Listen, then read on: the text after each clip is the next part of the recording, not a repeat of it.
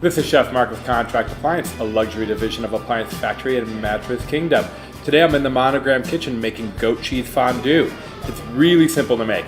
I've got heavy cream, soft goat cheese, tarragon, lemon zest and juice. I'm going to combine all this. It's a really great appetizer, and if you don't love goat cheese, you can do Boursin cheese or blue cheese. Those both work great as well. And I love to serve this with apples and fresh bread.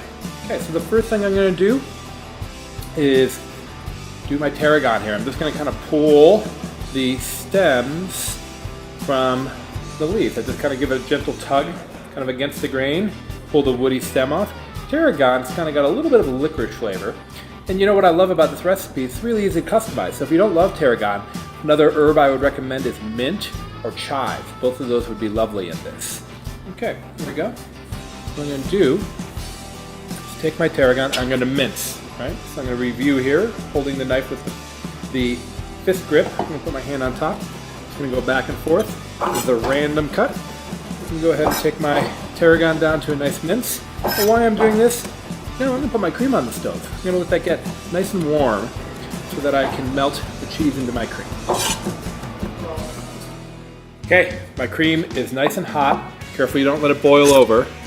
Now I'm going to have this off the stove. I'm going to add my goat cheese. So I'm just going to whisk that in, and you want to make sure that you whisk this in off the heat.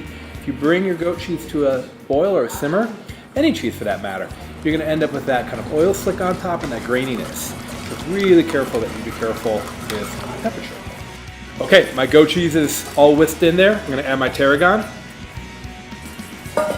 Got a little bit of salt and pepper in here already.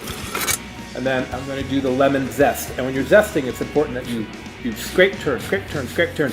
You want to make sure that you're grabbing new zest every time you run your lemon across your zester.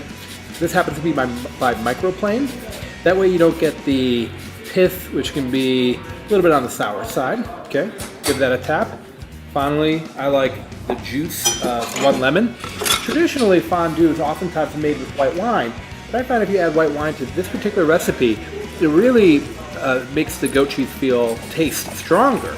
But if I add lemon juice, it makes it taste much more mild. So a lot of people who don't care for goat cheese end up loving this recipe because of that tip.